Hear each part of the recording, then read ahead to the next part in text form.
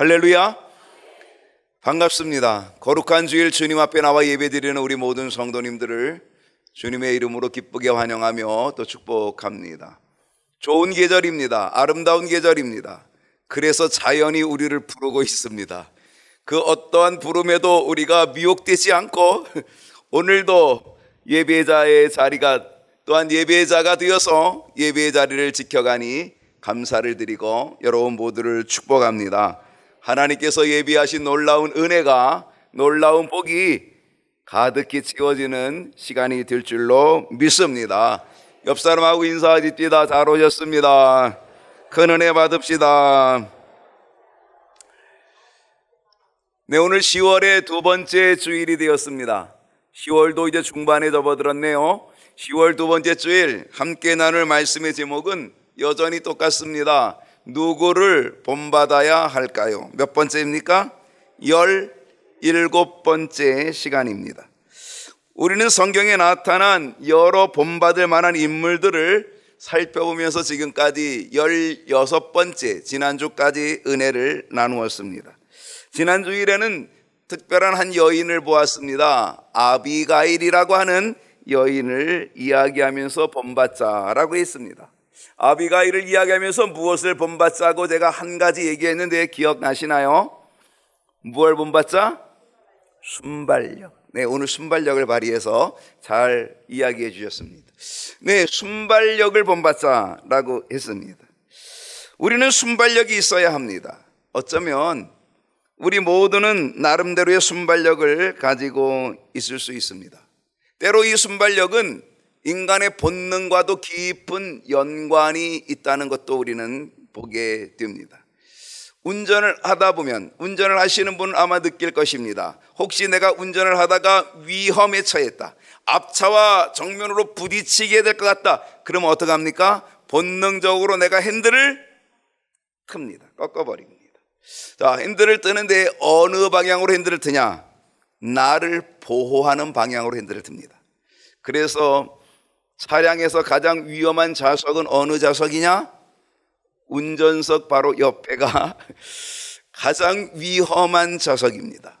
왜냐하면 나를 보호하기 위하여 본능적으로 아주 순발력을 발휘하여서 내가 핸들을 꺾는데, 나는 조금 보호하지만 옆 사람이 많이 다칠 확률이 아주 크기 때문에 그렇습니다.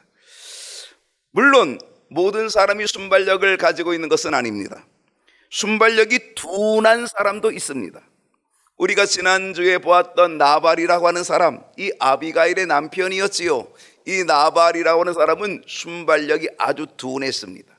여러분, 이 나발의 뜻이 뭐냐면 그 이름의 뜻은 미련한 자, 우둔한 자, 어리석은 자라고 하는 이름의 뜻을 가지고 있습니다. 왜 그런 이름을 지었는지 모르겠습니다. 그 이름을 그렇게 지은 대로 그는 정말 우둔한 자가 되었고 어리석은 자가 되었고 미련한 자가 되었다는 겁니다. 왜 그렇게 되었나요? 이름대로 되었기 때문이다. 그것보다도 그는 순발력이 없었기 때문입니다. 순발력이 둔함으로 정말 미련한 자가 되고 말았다라고 하는 것입니다. 실상 다윗이 이 나발에게 먹을 것을 요청했을 때는 어느 때였냐면 나발이 양털을 깎고 있었을 때입니다. 양털 깎는 일. 여러분, 이 팔레스타인 지역에서 양털 깎는 일, 그날 양털을 깎는다, 이거는 어마어마한 날입니다. 엄청난 축제입니다. 옛날 못밥 먹어보셨습니까? 모내기 할 때 못밥 잡숴보셨나요? 저는 어려서 못밥을 먹어본 적이 있습니다. 또 모내기를 하면은 저희 아버님 목사님이니까 저희 집에 이 못밥을 또 가지고 옵니다. 그래서 나가서 먹기보다는 저는 집에서 못밥을 받아 먹기도 했습니다. 그 못밥이 아주 풍성했습니다. 또 추수하게 되면 추수할 때에 잔치가 일어나고 먹을 것이 풍성해집니다. 마치 그런 것처럼 양털을 깎는 그때에는요, 대단한 잔치가 벌어집니다.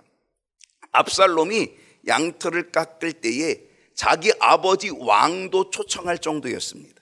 자기 형제들 왕자들을 다 초청할 정도였습니다. 왜냐하면 그만큼 이 양털 깎는 일은 어마어마한 일이고 축제였다 라고 하는 것을 보게 되는 거죠. 그러니까 여러분, 그 축제의 날에는 얼마나 많은 음식들이 준비되었을까요? 다윗도 그것을 알고 있었기 때문에 다윗은 이 양털 깎는 그 날에 맞추어서 나발에게 먹을 것을 좀 달라 요청을 했습니다.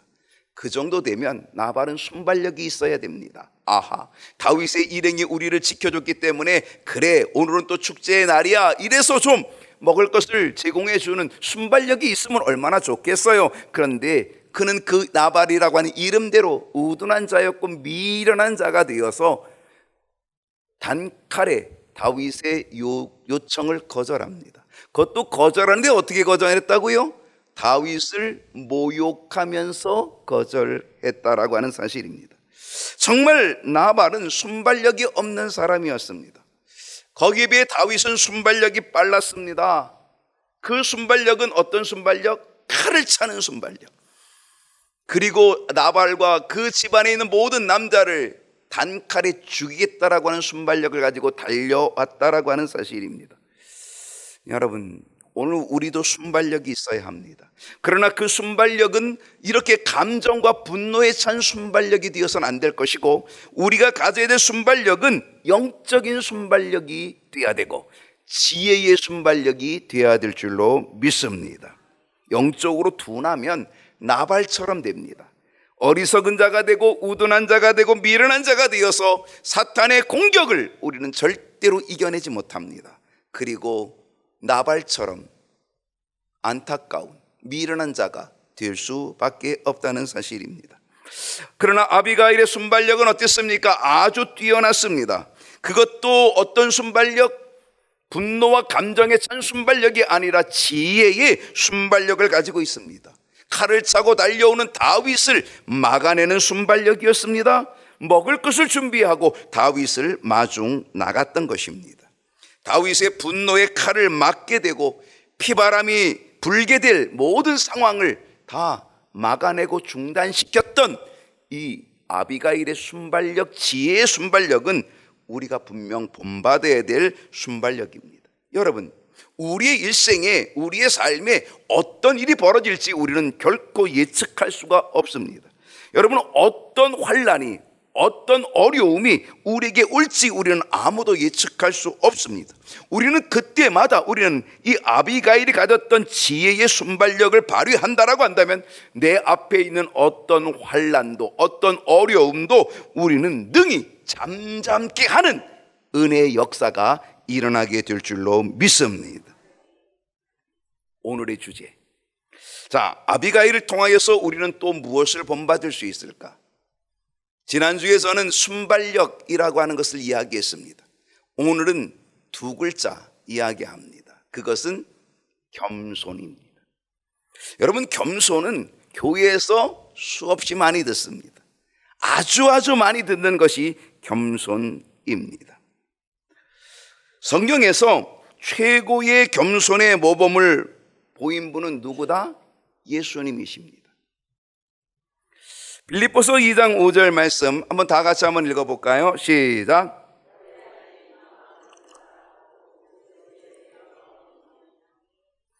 사도 바울이요, 너희 안에 이 마음을 품어라. 이 마음은 곧 어떤 마음? 그리스도 예수의 마음을 품어라. 근데 그리스도의 마음을 품으라, 이 마음을 품으라, 이 마음이 어떤 마음일까요? 겸손의 마음. 6절을 보십시다. 그는 근본 하나님의 뭐라고요? 본체. 하나님의 본체, 하나님과 똑같다는 거예요. 그러니까 예수님은 하나님이시다. 하나님과 본체, 하나님과 동등됨, 하나님과 똑같다는 거예요. 그런데 그 본체 하나님과 동일한 우리 주님께서, 예수님께서 하나님과 동등됨을 취할 것으로 여기지 아니하셨다. 그것이 겸손이라는 거예요. 하늘의 영광을 다 내려놓으셨다. 7절을 보십시다. 우리 주님은 하늘의 영광을 다 내려놓고 자기를 비워서, 이게 겸손입니다. 자기를 비우는 게 겸손입니다. 자기를 비워 종의 형체를 가졌다는 거예요. 그래서 누구처럼 됐다? 사람과 같이 됐다. 사람으로 이 땅에 오십니다. 그것도 어디에? 마국간에. 오십니다. 가장 겸손하게 가장 낮은 곳에 우리 주님이 오셨다는 거예요. 그분은 누구예요? 하나님이셔요. 하나님과 본체 동등 그렇게 하신 우리 주님이 그 하늘의 영광을 다 내려놓고 자기를 비워서 사람의 모습으로 사람으로 이 땅에 오셨다라고 하는 것입니다. 이것이 주님의 겸손이라고 하는 사실입니다. 군대 계급으로 말하면 비유가 될지 모르겠지만 육군 참모총장 별 4개입니다. 땅. 여러분 별 하나만 따면요 하늘의 별 따기입니다. 군인들 별 하나 따는 건 하늘의 별 따기. 근데 그 별을 몇 개나 땄어요? 4개나 딴 육군 참모총장이 2등병이 되는 겁니다. 말도 안 되는 거죠. 육군 참모총장이 2등병이 될 수 있나요? 없죠. 그런데 그렇게 되는 꼴과 비슷한 것, 그거보다 더한 것은 바로 우리 주님이 하나님과 본체이신데 하나님과 동등된 분이신데 그 모든 영광을 다 내려놓고 자기를 비워서 종의 형체를 가지고 사람과 같이 이 땅에 오셨다라고 하는 사실입니다. 이것이 주님의 겸손이에요. 8절 말씀을 보게 되면요 사람의 모양으로 나타나서 자기를 낮추시고, 사람으로 오신 우리 주님은요 자기 제자들의 발을 씻겨주셔요. 자기를 낮춰서 자기를 비워 제자들의 발을 씻겨주실 뿐 아니라 하나님 아버지의 뜻을 알고 그 뜻에 순종하면서 죽기까지, 십자가에서 죽기까지 그 목숨을 내놓으며 겸손의 길을 걸어가신 분이 우리 주님이시다라고 하는 사실입니다. 이렇게 겸손의 길을 걸어가신 우리 주님, 하나님 아버지께서 어떻게 하셨습니까? 내버려 두셨습니까? 아닙니다. 여러분, 겸손한 자는 하나님이 어떻게 하셔요? 은혜를 입혀주십니다. 이렇게 겸손하신 우리 주님은 죽기까지 십자가에 순종하시고 겸손했던 우리 주님을 하나님 아버지는 내버려 두신 것이 아니라 어떻게 만들어 주셨습니까? 9절을 보면 이름으로 하나님이 그를 지극히 높여, 그렇게 겸손으로 낮아졌던 우리 주님을 지극히 높여 모든 이름 위에 뛰어난 이름을 주셨다는 거죠. 모든 무릎이 예수님의 발 앞에 꿇게 되어지는 역사가 나타나게 되었다는 거죠. 모든 사람들의 입이 예수님을 주로 고백하는 역사가 나타나게 되었다는 거죠. 이렇게 만들어주신 하나님, 바로 겸손한 우리 주님의 큰 은혜가 입혀지게 되었다라고 하는 것을 우리가 보게 된다는 사실입니다. 우리 주님 말합니다. 나는 마음이 온유하고 겸손하니 나의 멍에를 메고 내게 배우라 라고 얘기합니다. 오늘 우리는 주님의 겸손을 본받아야 될 줄로 믿습니다. 우리는 성경을 통해 우리 주님의 겸손을 본받을 뿐 아니라 우리는 겸손의 본을 보인 여러 사람들을 생각해보고 또 본받자라고 얘기했습니다. 누구였을까요? 고넬료입니다. 여러분, 이 고넬료는 로마의 백부장입니다. 점령군으로 팔레스틴 땅을 점령하러 온 로마의 백부장입니다. 그런데 이 로마의 백부장 점령군이 오히려 유대 백성들 앞에서 그 유대 백성들을 섬겨주는 섬김의 겸손을 보여준 사람이 누구다? 고넬료다. 있을 수 있습니까? 쉽지 않습니다. 정말 어려운 일입니다. 그런데 고넬료가 점령군으로 와서 그 이스라엘 백성들을 섬겨줬다는 겁니다. 그는 하나님 앞에 무릎을 꿇고 기도하는 겸손을 가졌을 뿐 아니라 베드로 사도 앞에 엎드려 절하는 겸손을 보여준 사람이 고넬료였다는 것입니다. 더더욱 고넬료는 하나님 앞에서, 하나님 말씀 앞에서 말씀을 듣고자 하는 겸손의 모습을 보여줬습니다. 오늘 여러분, 하나님 앞에 계심을 믿으시기 바랍니다. 오늘 내가 하나님 앞에 말씀을 받고자 하는 겸손의 모습, 고넬료를 본받을 수 있기를 축복합니다. 한번 물어보십시다. 여러분, 겸손이 쉬워요, 어려워요? 겸손이 쉽습니까? 어렵습니까? 야고보서 4장 6절을 보십시다. 우리가 좋아하는 말씀이죠. 한번 다 같이 한번 읽어봅시다. 시작. 그러나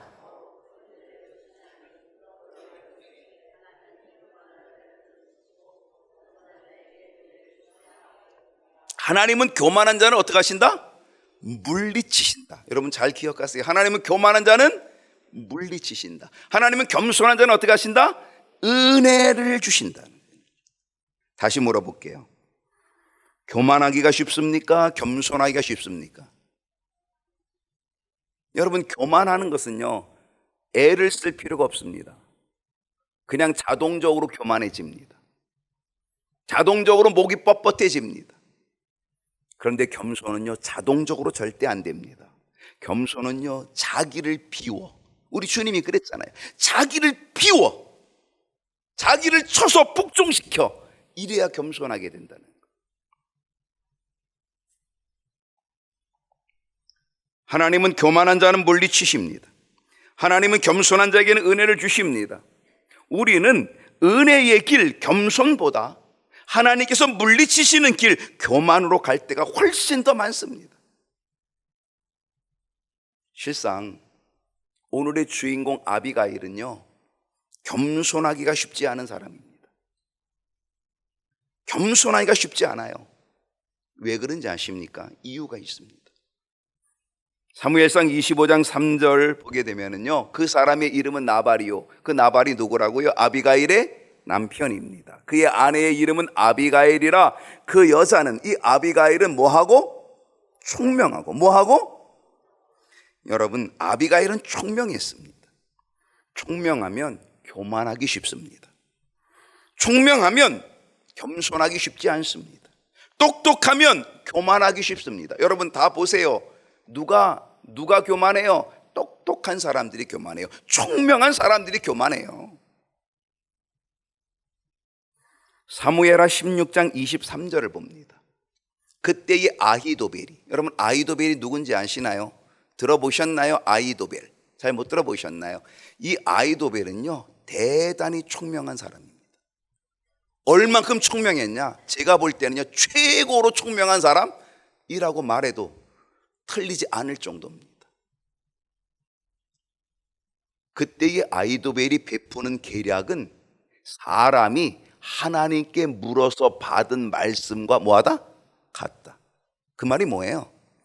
그러니까 이 아히도벨의 생각은, 아히도벨의 총명함은 누구와 맞먹는다?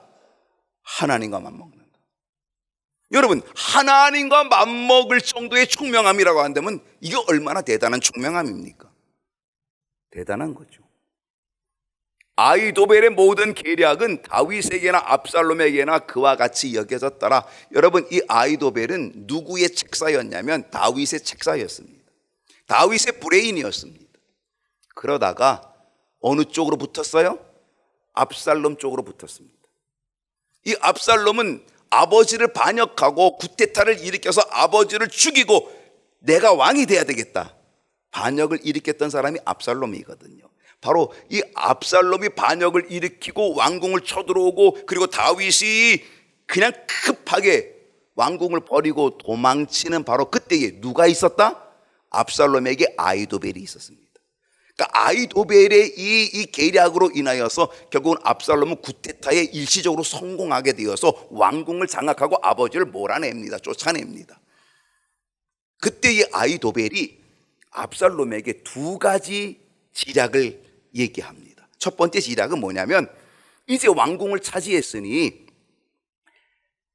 아버지의 후궁들을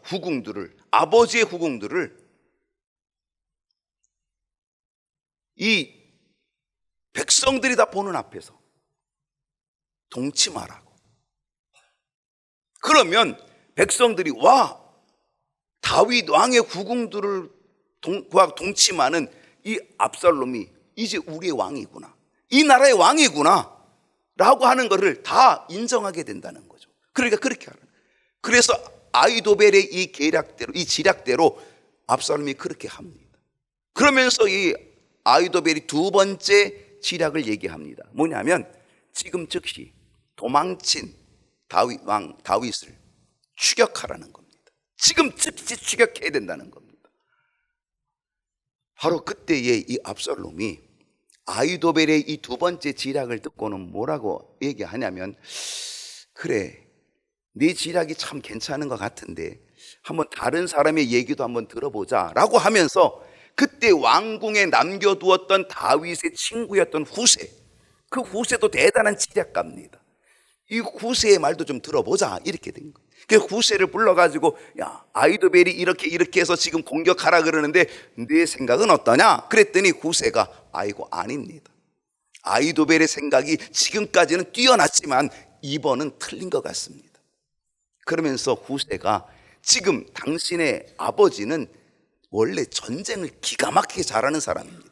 지금 왕궁을 버리고 도망친 거는 마치 이 암사자가 자기 새끼를 다 잃어버린 그 아픔을 가지고 있기 때문에 지금 이렇게 웅크리고 있습니다. 그리고 당신의 아버지는 지략가고 전략가기 때문에 아주 깊은 곳에 지금 숨어 있어서 찾기가 어려우니까 지금은 내버려 두고 나중에 재정비를 해서 당신이 직접 앞장서 가지고 어느 곳에 있는지 조사를 해가지고 이 성에 있다 그러면 그 성을 완전히 다 뭉개버리고 완전히 다 전멸시키고 당신이 승리하십시오 이렇게 얘기한 겁니다. 그랬더니 그 말이 더 좋아 보였던 거예요. 그래서 압살롬이 아히도벨의 말을 듣지 않고 후세의 말을 듣게 됩니다. 그래서 이 아히도벨이 충격을 받습니다. 왜? 지금까지 아히도벨의 계략은 누구와 같은? 하나님과 맞먹는 계략이었거든요. 그런데 자기 것이 어떻게 됐다? 지금 무시당했다는 거죠. 여러분, 이 무시당한 이 아히도벨이 어떻게 행동하는지 아십니까? 놀라운 행동을 합니다.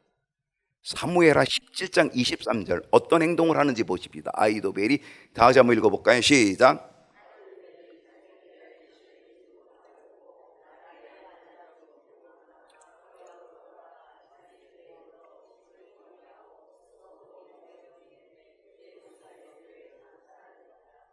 아히도벨이 어떻게 했어요? 자기의 총명함이 하나님과 맞먹을 정도의 그 총명함이 무시됐어요. 멸시됐다는 거예요. 그러니까 이 아히도벨이 얼만큼 교만했는지 여러분 보세요. 그 지략, 내가 말하는 것, 이것은 무지무지하게 기가 막힌 건데 어떻게 내 말을 안 들어? 이 교만함이죠. 자기의 교만이 무시당하고 자기의 총명이 무시당했다고 해서 아히도벨이 어떻게 했어요? 자기 집으로 돌아가서 스스로 목매어 죽었다는 거예요.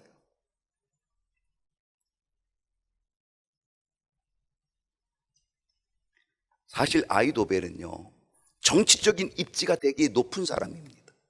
그의 총명한 머리를 가지고 언제나 왕 곁에서 왕의 2인자, 3인자를 할 수 있는 아주 중요한 역할을 감당하고 있던 사람임에도 불구하고 그는 어때요? 그 교만함이 무너졌다는 거예요. 자기의 총명이 무너지고 그 교만함이 무너졌다는 것, 여기에 대한 충격을 가지고 어떻게 했다고요? 자기 집에 돌아가서 스스로 목매어 자살하고 죽었다는 거예요. 하나님은요, 교만한 자를 물리치신다라고 했습니다. 바로 그런 꼴이 된 거죠. 이처럼 총명한 자가 겸손하기는 쉽지 않습니다. 교만한 사람을 보면 다 총명한 사람들입니다. 다 똑똑한 사람들입니다. 그러므로 총명한 자가 겸손하기 쉽지 않습니다. 그런데 아비가일은요, 총명한 여인이었음에도 불구하고 그는 겸손했다는 거죠. 오늘 이 총명함에도 겸손했던 이 아비가일을, 이 겸손을 본받는 저와 여러분이 될 수 있기를 축복합니다. 아비가일이요, 겸손하기 어려웠던, 겸손하기 쉽지 않았던 또 다른 이유가 있어요. 어떤 이유냐면 사무엘상 25장 3절을 보게 되면 그 여자는 뭐하고? 총명하고, 그 여자는 뭐하고? 용모가 아름다워. 여러분, 총명함은 겸손하기 쉽지 않아요. 교만하기 딱 알맞아요. 거기다가 이 아비가일은 총명할 뿐 아니라 용모가 어땠다고요? 아름다웠대요. 여러분 생각해 보세요. 총명함에다가 똑똑함에다가 용모가 아름다우면요, 교만하기 너무너무 좋아요. 겸손하기 정말 쉽지 않아요. 옛말에 이런 말이 있어요. 이쁘면 무슨 값을 한다? 이쁘면 얼굴 값을 한다는 말이 있습니다. 들어보셨나요? 콧대가 높다는 거죠. 겸손한 사람에게 콧대가 높다는 말 하지 않아요. 그러나 교만한 사람은 언제나 콧대가 높아요. 에스더 1장 11절 말씀 봅니다. 왕후 와스디를 청하여 왕후의 관을 정제하고 왕 앞으로 나오게 하여 그의 아리따움을 뭇백성과 지방관들에게 보이게 하라 하니 이는 왕후의 용모가 보기에 좋음이라. 페르시아의 왕 아하수에로 왕이 그 페르시아의 왕이 되지 3년이 되어서 큰 잔치를 열립니다. 자기가 통치하는 이 나라가 127지방으로 나눠져 있습니다. 큰 땅입니다. 그 127지방을 관할하고 있는 지방 장관들을 다 초청해가지고 수산궁에서 잔치를 벌입니다. 그리고 그 잔치가 한참 벌어지는 바로 그때에 왕이 자기 부인에게 명을 내립니다. 왕후의 관을 정제하고 그리고 왕 앞으로 나오게 하여서 그 아리따움을 이 지방 장관들에게, 이 신하들과 백성들에게 다 보여주고 싶어서 그래서 자기 부인을 초청합니다. 근데 왕후 와스디는 왕의 명령을 거부합니다. 놀랍죠? 왜 거부했을까? 여러 가지 해석이 있을 수 있습니다. 왜냐하면 왕이 지금 잔치를 벌이고 있는 이때에 왕비인 와스디도 다른 옆에서 잔치를 벌이고 있었습니다. 여인들과 함께 잔치를 벌이고 있었습니다. 그러니까 잔치를 벌이고 있었기 때문에 자기 나름대로 뭔가 즐거움을 누리고 있는데 왕이 자기를 호출하는 것, 이게 귀찮은 거죠. 가기 싫은 거죠. 그래서 거절할 수도 있었을 것입니다. 또 하나, 지금 왕이 왕비를 어떻게 하고 나오라 그랬어요? 왕후의 관을 정제하라 그랬어요. 여러분, 왕후의 관을 정제한다는 것은 이 왕후의 이 관을 쓰는 것, 이 머리끝부터 이 발끝까지 다 왕비의 옷을 입고 정제를 해야 된다는 거예요. 그러면 어떻게 돼요? 복잡합니다. 시간이 많이 걸리는 거죠. 귀찮습니다. 지금 즐겁게 자기 시녀들하고 즐겁게 지금 잔치를 벌이고 있는 중에 왕의 이런 요청이 있게 되니까 귀찮은 거죠. 그래서 거절할 수도 있었을 것입니다. 그런데요, 제가 볼 때는요, 거절한 이유가 제가 보는 견해에선 왕후 와스디가 너무 교만했다는 거. 교만입니다. 그녀의 콧대가 높았다는 겁니다.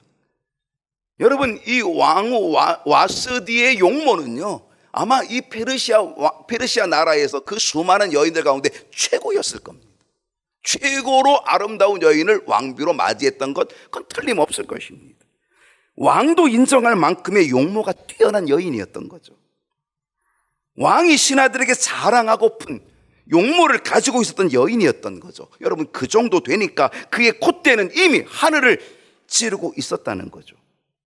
왕의 명령을 거부할 정도로 교만함과 왕의 명령을 거절할 정도로 콧대가 높았다는 거죠. 그 교만함과 콧대가 바로 그의 용모 속에 들어 있었다는 거죠. 아마 왕비 와스디는 이렇게 생각했을 겁니다. 내가 왕의 명령을 거절해도 나의 용모의 아름다움, 이 용모의 뛰어남 때문에 왕도 나를 어찌할 수 없다라고 하는 생각을 가졌을 수 있을 것입니다. 그건 대단히 교만한 거죠. 무엇 때문에? 용모. 나보다 아름다운 사람이 어디 있어? 그러니까 이 아름다움, 왕도 자랑하고 싶은 이 아름다움, 그러니 내가 거절해도 왕은 어쩔 수 없을 거야 라고 하는 교만함. 그 교만함이, 그의 용모의 교만함이 결국 그를 끝장내버리고 말았다는 것입니다. 하나님은 교만한 자를 어떻게 하신다? 물리치신다. 결국 그는 폐위됩니다. 왕비의 자격에서 폐위됩니다. 그가 폐위된 것은 그 나라의 지혜자들에 의해서 폐위됩니다. 저는요, 그 나라의 지혜자들에 의해서 폐위되었다는 것은 또 다른 의미가 있다는 겁니다. 바로 이 왕비 와스디는 평상시 교만했구나라고 하는 것입니다. 만약에 평상시 이 와스디가 겸손했다라고 한다면 아마 그 나라의 지혜자들이, 그 신하들이 아이고 왕이요, 아유 그래도 그러면 안 됩니다 이렇게 했을 겁니다. 그런데 아마 평상시 교만했던 그 모습이 그 신하들에게까지도 보였기 때문에 이 신하들은 그때를 이용해서 왕후 와스디를 폐위시킵니다. 하나님은 교만한 자를 물리치신다. 신다는 사실을 보여주었던 거죠. 근데요, 아비가일은 달랐습니다. 아비가일은 총명하였고 용모가 아름다웠지만 그는 결코 콧대가 높지 않았습니다. 결코 교만하지 않았습니다. 그녀는 오히려 겸손했습니다. 총명함에도 용모가 뛰어남에도 아비가일은 겸손한 여인이었다는 것입니다. 여러분, 아비가일의 겸손이 어떤 겸손이었을까? 그렇게 총명하고 용모가 뛰어난 아비가일임에도 불구하고 그가 겸손했는데 그 겸손이 과연 어떤 겸손일까? 사무엘상 25장 23절을 보십시다. 아비가일이 다윗을 보고 어떻게 했다고요? 급히 나귀에서 내려. 여러분, 아비가일은 나귀에서 내리는 겸손을 보였습니다. 그것도 어떤 모습으로? 급히 내렸습니다. 나귀 위에서 머뭇거리지 않았습니다. 여러분, 교만하면 나귀 위에서 머뭇거리는 그 모습은 교만한 모습이 되기 쉽습니다. 겸손은 뭐다? 나귀에서 빨리 내려오는 게 겸손입니다. 근데 이걸 급히 내려왔다는 거죠. 그러니까 아비가일은 정말 겸손의 모습을 보여주었다는 사실입니다. 우리에게도요, 나귀에서 내리는 겸손이 우리에게도 있어야 합니다. 나귀 위에 떡하니 앉아 있으면 그건 교만한 모습입니다. 우리는 언제나 나귀 위에서 그냥 자기를 이런 높은 자리에 앉아 있지 말고 우리는 나귀 위에서 급히 내려오는 이 모습, 이 겸손, 오늘 우리들이 있어야 될 줄로 믿습니다. 아비가일은요, 이뿐 아닙니다. 다윗 앞에 엎드렸습니다. 급히 나귀에서 내려올 뿐 아니라 다윗 앞에 엎드렸다는 거예요. 이 엎드리는 것은 겸손입니다.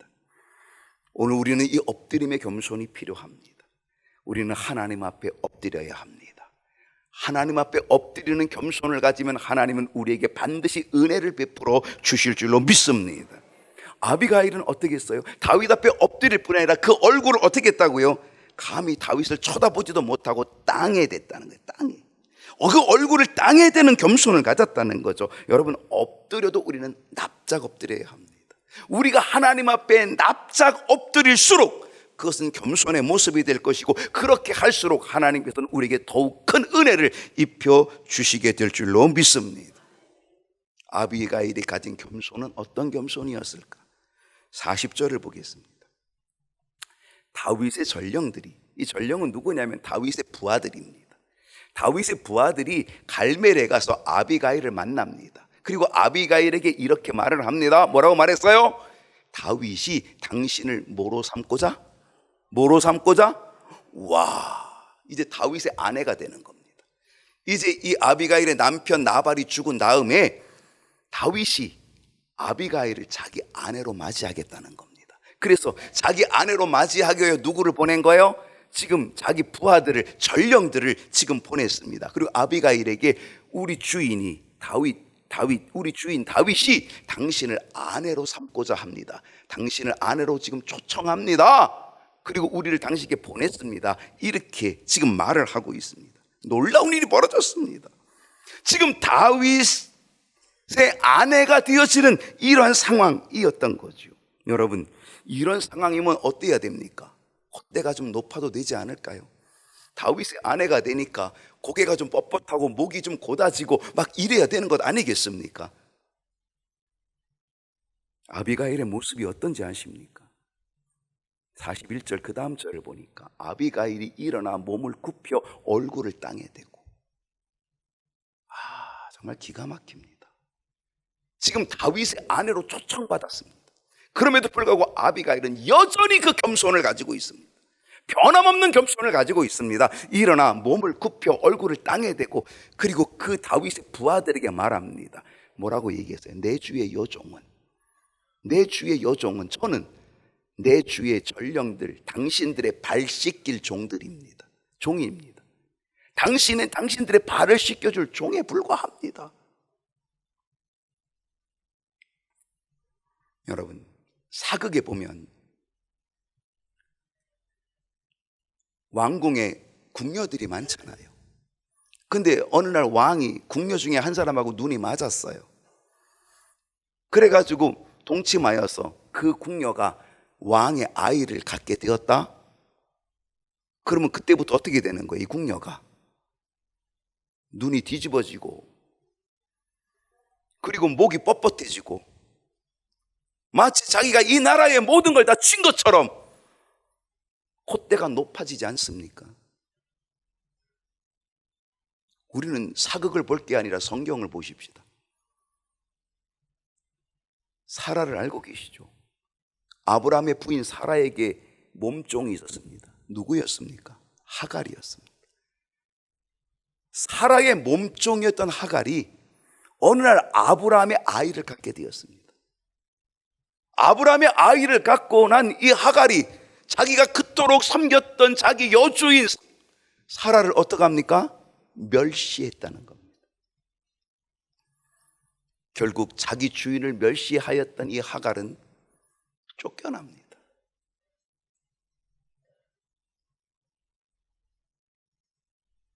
지금 아비가일은 다윗의 아내가 되는 상황입니다. 그런 위치에서도 이 아비가일은 다윗의 부하들에게 엎드려 절하고 있습니다. 다윗에게가 아니라 다윗의 부하들에게까지도 엎드려 절하고 있고, 당신들의 발을 씻길 종이라고 말하고 있다는 사실입니다. 여러분, 이런 상황에서도 겸손할 수 있겠습니까? 다윗의 아내가 되는 이 좋은 상황 속에서도 겸손할 수 있겠습니까? 이게 바로 아비가일의 겸손이라는 것이죠. 아비가일의 겸손은요, 변함이 없는 겸손입니다.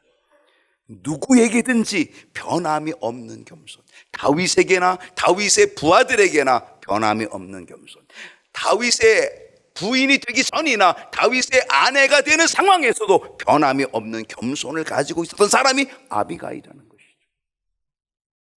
환경에 치우치지 않았다는 거죠. 환경을 따라가는 교만, 겸손, 이게 아니라 어떤 환경 속에서도 아비가일은 겸손이 있다는 거예요. 더더욱 우리는 아비가일의 겸손에 아주 중요한 포인트 하나가 있습니다. 꼭 배워야 될 포인트가 하나 있대. 그건 뭐냐면 언어의 겸손입니다. 말의 겸손, 언어의 겸손. 자, 사무엘상 25장 41절, 자, 하반절 한번 보겠습니다. 내 주의 여종은 내 주의 전령들의 발 씻길 종이니이다. 여러분, 이 아비가일의 언어가 얼마나 겸손한 언어입니까? 내 주의 여종은 언제나 다윗을 자기 주인으로 모시고 있고요, 자기는 언제나 여종이라고 얘기하고 있고요, 그리고 내 주의 전령들의 발 씻길 종, 나는 당신들의 발을 씻겨줄 여종에 불과하나이다, 이렇게 고백하고 있는 이 아비가일의 언어의 겸손은 정말 우리가 본받아야 될 것입니다. 여러분, 우리의 말에 겸손이 있어야 합니다. 여러분의 말, 언어에 겸손이 있어야 합니다. 오늘 이 아비가일의 언어의 겸손을 본받게 되는 은혜가 있기를 축복합니다. 겸손하십니까? 오늘 아비가일의 겸손을 여러분이 좀 본받아 보면 어떻겠습니까? 특히 언어의 겸손, 말의 겸손. 주님, 아비가일의 겸손을 본받게 하옵소서. 내 입, 이 언어의 겸손을 갖게 하여 주시옵소서. 기도하겠습니다.